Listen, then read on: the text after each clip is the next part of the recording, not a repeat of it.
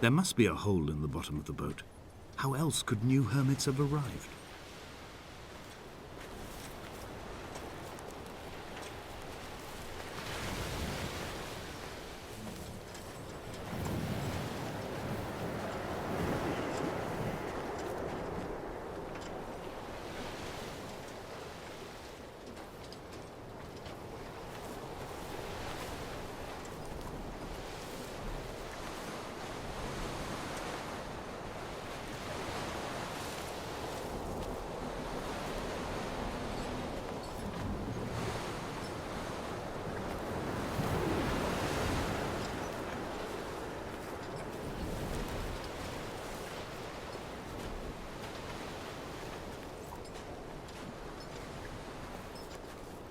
I had kidney stones, and you visited me in the hospital.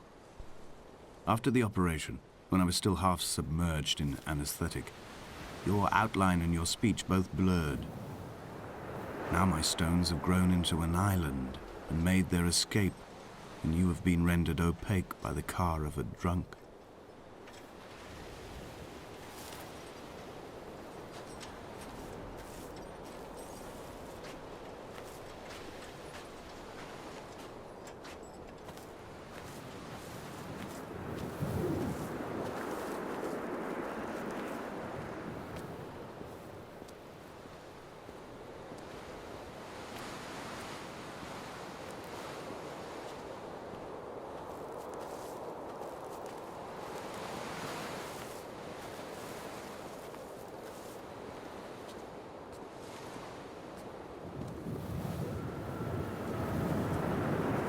Is this what Paul saw through his windscreen? Not Lot's wife looking over her shoulder, but a scar in the hillside, falling away to black forever.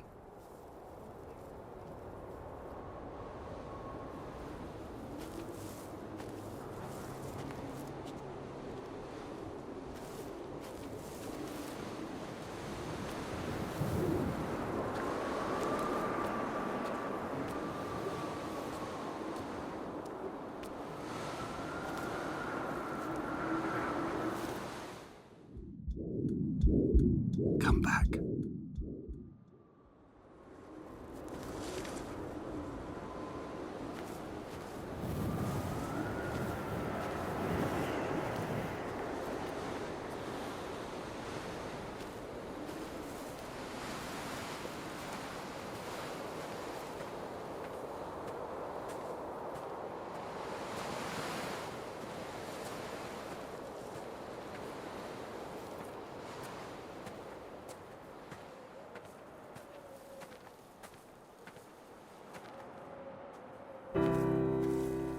I've begun my ascent on the windless slope of the western side.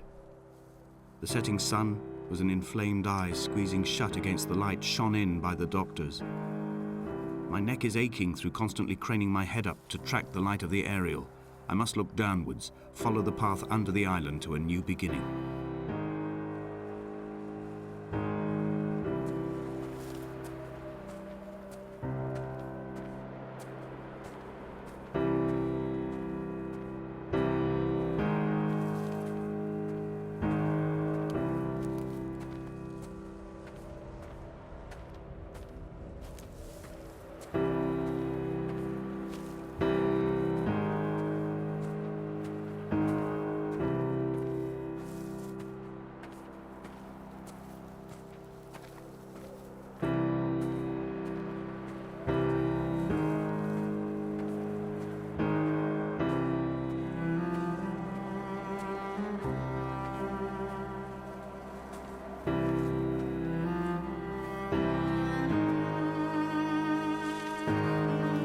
The bothy was constructed originally in the early 1700s. By then, shepherding had formalized into a career. The first habitual shepherd was a man called Jakobsen, from a lineage of migratory Scandinavians. He was not considered a man of breeding by the mainlanders. He came here every summer whilst building the bothy, hoping eventually that becoming a man of property would secure him a wife and a lineage. Donnelly records that it did not work.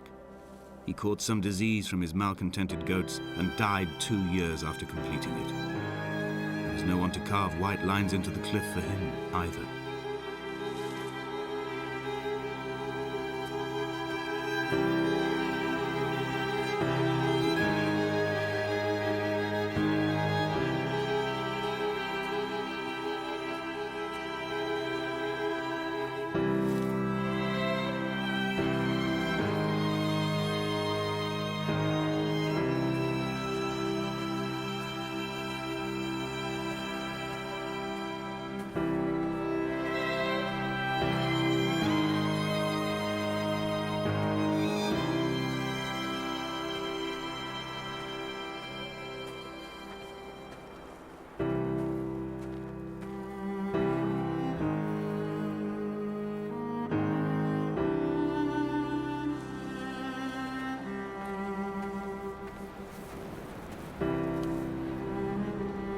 When the oil lamps ran out, I didn't pick up a torch, but used the moonlight to read by.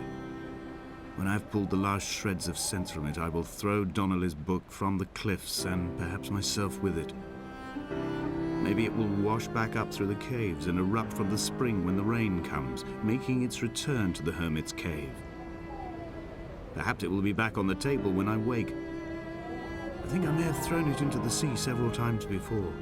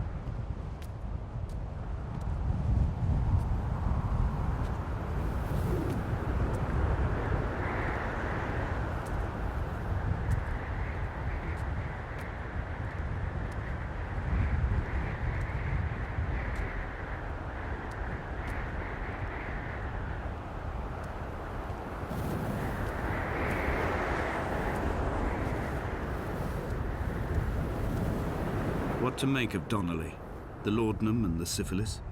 It is clearly not how he began, but I've been unable to discover if the former was a result of his visiting the island or the force that drove him here. For the syphilis, a drunk driver smashing his insides into a pulp as he stumbled these paths, I can only offer my empathy. We're all victims of our age. My disease is the internal combustion engine and the cheap fermentation of yeast.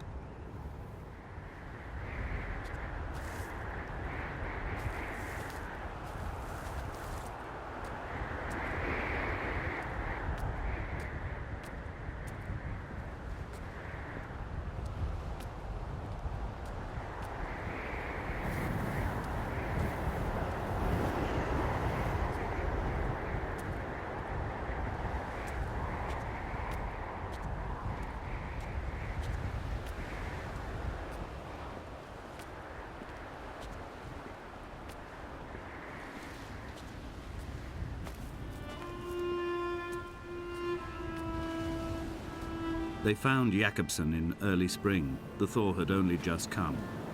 Even though he'd been dead nearly 7 months, his body had been frozen right down to the nerves and had not even begun to decompose. His fingernails were raw and bitten to the quick. They found the phosphorescent moss that grows in the caves deep under the nails. Whatever he'd been doing under the island when his strength began to fail is lost.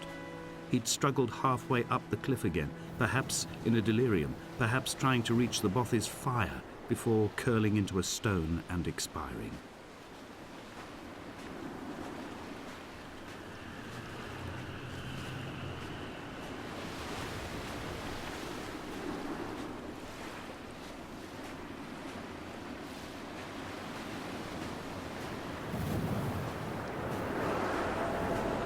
Climbing down to the caves, I slipped and fell and have injured my leg. I think the femur is broken. It is clearly infected. The skin has turned a bright, tight pink, and the pain is crashing in on waves, winter tides against my shoreline, drowning out the ache of my stones. I struggled back to the Bothy to rest, but it has become clear that there is only one way this is likely to end. The medical supplies I looted from the trawler have suddenly found their purpose. They will keep me lucid for my final ascent.